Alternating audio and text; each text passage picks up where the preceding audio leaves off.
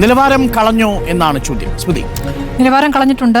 ഭരണപക്ഷത്തിന്റെ പ്രകോപനത്തിൽ പ്രതിപക്ഷം വീണുപോയി. ആ പ്രകോപനം ഒരു തന്ത്രമായിരുന്നു. ആ തന്ത്രത്തിൽ അതിവൈകാരികമായി പ്രതികരിച്ചുകൊണ്ട് പ്രതിപക്ഷ നേതാവിനും ഒരു അബദ്ധം പറ്റി എന്നാണ് ഞാൻ മനസ്സിലാക്കുന്നത്. ഇതിന്റെ ഏറ്റവും തുടക്കം മുതൽ നോക്കുകയാണെങ്കിൽ സ്റ്റാർ ക്വസ്റ്റ്യൻസിനെ അൺസ്റ്റാർഡ് ആക്കിയതിൽ നിന്ന് തന്നെ തുടങ്ങേണ്ടി വരും. ഈ 49 ചോദ്യങ്ങൾ, അതിൽ വളരെ പ്രധാനപ്പെട്ട, ഇപ്പോൾ കേരളം ചോദിച്ചുകൊണ്ടിരിക്കുന്ന പ്രധാനപ്പെട്ട ചോദ്യങ്ങൾ ഉണ്ടായിരുന്നു. ആ ചോദ്യങ്ങൾ ഒഴിവാക്കിക്കൊണ്ടുള്ള നടപടിയാണ് ഉണ്ടായിരിക്കുന്നത്. സാധാരണഗതിയിൽ അങ്ങനെ ചെയ്തുകൂടാത്തതാണ്. പക്ഷേ പിണറായി സർക്കാർ വന്ന ശേഷം സ്ഥിരമായി ഇങ്ങനെ സ്റ്റാർ ക്വസ്റ്റ്യൻസിനെ അൺസ്റ്റാർ ആക്കുന്ന നടപടികൾ ഉണ്ടാകുന്നു എന്നുള്ളത് പ്രതിപക്ഷത്തിൻ്റെ ഒരു ആരോപണമാണ്. കഴിഞ്ഞ സഭാ സമ്മേളനത്തിൽ നവകേരള സദസ്സിൽ എത്ര സ്കൂളുകളുടെ മതിലിടിഞ്ഞു എന്ന ചോദ്യം ചോദിക്കുന്നുണ്ട്. അത് AP അനിൽകുമാറാണ് ചോദിച്ചത്. അത് ശേഖരിച്ചു വരുന്നു എന്നാണ് പറയുന്നത്. അത് അൺസ്റ്റാർഡ് ആക്കിയതിനു ശേഷം പറയുന്നതാണ് ശേഖരിച്ചു വരുന്നു. ആ സഭാ സെഷൻ കഴിയുന്നതിന് മുമ്പ് തന്നെ ഈ കാര്യത്തിലൊക്കെ കൃത്യമായി മറുപടി നൽകേണ്ടതാണ്. പക്ഷേ കഴിഞ്ഞ 3 സമ്മേളനത്തിലും അങ്ങനെ മറുപടി നൽകിയിട്ടില്ല. മറുപടി നൽകാത്ത ഇപ്പോഴും കെട്ടിക്കിടക്കുകയാണ്.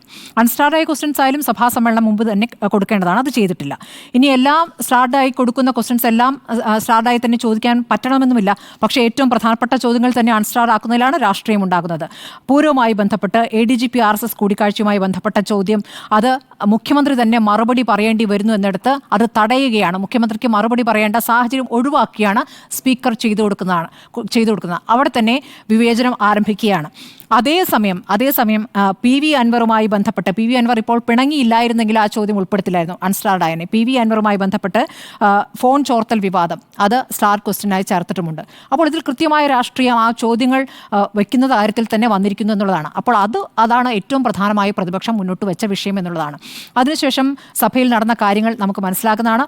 മുഖ്യമന്ത്രി ഏത് രൂപത്തിലാണ് സംസാരിച്ചത്, അത് പ്രതിപക്ഷ നേതാവ് ഇല്ലാത്ത ഘട്ടത്തിൽ പ്രതിപക്ഷ നേതാവിനെ അവമതിച്ച് സംസാരിക്കുമ്പോൾ കാപട്യത്തിൻ്റെ മൂർത്തിരൂപം എന്ന് പറയുമ്പോൾ അതിനൊക്കെ ഒരു അർത്ഥം വേണ്ടേ? വെറുതെ ചില വാചകങ്ങൾ പറഞ്ഞു പോവുകയെന്നല്ല. എന്തർത്ഥത്തിലാണ് അത് പറയുന്നത്? ചോദിക്കപ്പെടുന്ന ചോദ്യങ്ങൾക്ക് മറുപടി പറയാതെ കാപട്യത്തിൻ്റെ മൂർത്തിഭാവം എന്ന് പറയുമ്പോൾ എന്തുകൊണ്ടാണ് അത് പറയുന്നത് കൂടി അദ്ദേഹം വിശദീകരിക്കേണ്ടി വരും. അങ്ങനെയുള്ള വിശദീകരണത്തിലേക്ക് കടന്നിട്ടില്ല. നിലവാരത്തെക്കുറിച്ച് പറയുന്നു. തിരിച്ചും അതേ നാണയത്തിൽ പ്രതിപക്ഷ നേതാവ് മറുപടി പറയുന്നു. അവിടാണ് ഞാൻ പറഞ്ഞത്, അങ്ങനെ മറുപടി പറയുമ്പോൾ പ്രധാനപ്പെട്ട ചോദ്യം ഇന്ന് മലപ്പുറം പരാമർശവുമായി ബന്ധപ്പെട്ട് ഉയർന്നു വരേണ്ട ആ ചോദ്യം ഉന്നയിക്കപ്പെടാനുള്ള സാഹചര്യം ബുദ്ധിപൂർവ്വം ഭരണപക്ഷം ഒഴിവാക്കിയാണ് ചെയ്തിരിക്കുന്നത്. ആ ചോദ്യത്തിന് മറുപടി പറയാൻ മുഖ്യമന്ത്രിക്കാകുമോ? നോക്കൂ, ഈ മണിക്കൂർ ഇത്രയായിട്ടും ADGP RSS കൂടിക്കാഴ്ചയിൽ നടപടിക്ക് ശേഷം ഭരണപരമായ നടപടിക്ക് ശേഷം ഒരു രാഷ്ട്രീയ നിലപാട് അറിയിക്കുമെന്നല്ലേ മുഖ്യമന്ത്രി പറഞ്ഞത്? ഈ സമയമായിട്ടും അറിയിച്ചിട്ടുണ്ടോ? ആ ഉത്തരവിൽ എവിടെയെങ്കിലും എന്തിനാണ് അദ്ദേഹത്തെ ട്രാൻസ്ഫർ ചെയ്യുകയാണ് ചെയ്തിരിക്കുന്നത്? എന്തിനാണ് ആ ട്രാൻസ്ഫർ എന്നുള്ള കാര്യം പറഞ്ഞിട്ടുണ്ടോ? ഇല്ല.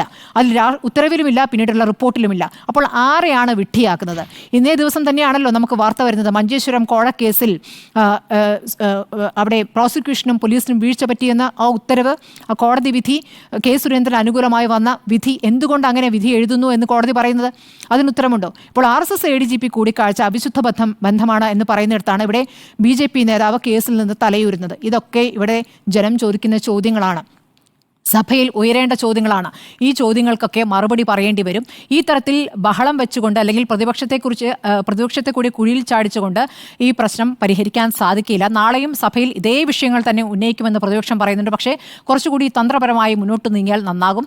സ്വർണ്ണക്കടത്തുമായി ബന്ധപ്പെട്ട് നോക്കൂ, സർക്കാരിനെ പ്രതിരോധത്തെ ഇപ്പോഴും ആ മലപ്പുറം പരാമർശവുമായി ബന്ധപ്പെട്ട് ആ പരാമർശം, ആ ഹിന്ദു ഖേദം പ്രകടിപ്പിച്ചതോടുകൂടി അവിടെ അവസാനിപ്പിക്കുകയാണെന്ന് നിങ്ങൾ തീരുമാനിക്കുകയാണ് CPM. അതെങ്ങനെയാണ് അവിടെ തീരുക?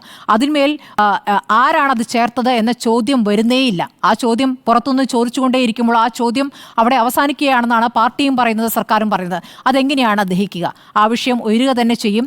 ഇതിനിടയ്ക്കാണ് CPM-നെ കൂടുതൽ പ്രതിരോധത്തിലാക്കാൻ വേണ്ടി KT ജലീൽ ഇപ്പോൾ മറ്റു ചില കാര്യങ്ങൾ കൂടി പറഞ്ഞിരിക്കുന്നത്.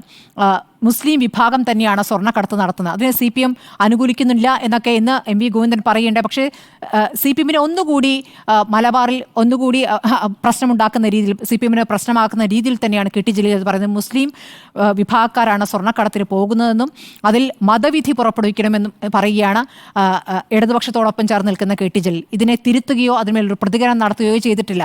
മറിച്ച് ലീഗ് നേതാക്കൾക്ക് എന്ത് ബന്ധമെന്ന് പരിശോധിച്ചു വരുന്നു എന്നുള്ളതാണ് മനസ്സിലാക്കാനാകുന്നത്. ബന്ധമുണ്ടെങ്കിൽ കണ്ടുപിടിക്കട്ടെ, പക്ഷേ ചോദ്യങ്ങൾക്ക് ഉത്തരം കൂടി കണ്ടെത്തേണ്ടതുണ്ട്. അങ്ങനെ സഭയിൽ മറുപടി പറയാതെ മുന്നോട്ട് പോകാൻ പറ്റില്ല. സ്റ്റാർഡ് ക്വസ്റ്റ്യൻസ് അൺസ്റ്റാർഡ് ആക്കിയതിനെ കുറിച്ച് സ്പീക്കറുടെ ഭാഗത്തു നിന്നും കൃത്യമായ മറുപടിയില്ല. അങ്ങനെ ഒരു വിവേചനമില്ല എന്ന് പറയുന്നൊരു മറുപടിയല്ല. വിവേചനമുണ്ട് എന്നാണ് മനസ്സിലാക്കാനായത്. അതിൽ കൃത്യമായ മറുപടി എന്തുകൊണ്ട് അത് അൺസ്റ്റാർഡ് ആക്കി എന്ന് പറയേണ്ടതുണ്ട്. അതിൽ വ്യക്തത കിട്ടിയിട്ടില്ല. ഇനിയിപ്പോൾ ആരാണ് പ്രതിപക്ഷ നേതാവ് എന്ന് ചോദിച്ചത് അവിടെ മാത്യു കോളനാടൻ വെളിയിലേക്ക് വന്ന സമയത്ത് ബഹളമുണ്ടാക്കിയ സമയത്ത് നിങ്ങളാണോ എന്ന മട്ടിൽ പരിഹസിച്ച് ചോദിച്ചതായിരിക്കാം. അത് പ്രതിപക്ഷ നേതാവ് തെറ്റായി ധരിച്ചാണെന്ന് മനസ്സിലാക്കുന്നത്. അതൊഴിച്ച് താൻ പറഞ്ഞ കാര്യങ്ങൾ സഭാരേഖയിൽ നിന്ന് നീക്കുകയും മുഖ്യമന്ത്രിയും MP രാജേഷും പറഞ്ഞ കാര്യങ്ങൾ സഭാരേഖയിൽ ചർച്ചയും ചെയ്തു. അതോടൊപ്പം തന്നെ സഭാ TV-യിലും സെൻസറിങ് നടത്തിക്കൊണ്ട് കാര്യങ്ങൾ പുറത്തുവിടുന്നു. ഞാൻ പറയുന്ന കാര്യങ്ങൾ ജനങ്ങൾക്ക് എത്തിക്കേണ്ട കാര്യങ്ങൾ അത് പുറത്തുവിടാതിരിക്കുന്നു എന്നുള്ളതും പ്രതിപക്ഷ നേതാവിൻ്റെ പ്രധാനപ്പെട്ട ആരോപണമാണ്. സഭാ TV-യിൽ ഈ സെൻസറിങ് കൃത്യമായി തുടർന്നുകൊണ്ടിരിക്കുന്നത്. നമ്മൾ BJP സർക്കാരുമായി ബന്ധപ്പെട്ട് ഇവിടെ CPM ഉന്നയിക്കുന്ന അതേ ആരോപണങ്ങൾ അതേ രീതിയിൽ എങ്ങനെയാണ് സഭയിൽ ഇവിടെ നടത്താനാവുക? ചോദ്യങ്ങൾ ചോദിക്കാൻ പ്രതിപക്ഷത്തിന് അവകാശമുണ്ട്. ആ ചോദ്യങ്ങൾ എന്നുള്ളത് ജനത്തിൻ്റെ ചോദ്യങ്ങളാണ്. അതിനുള്ള മറുപടി ഭരണപക്ഷം തന്നേ.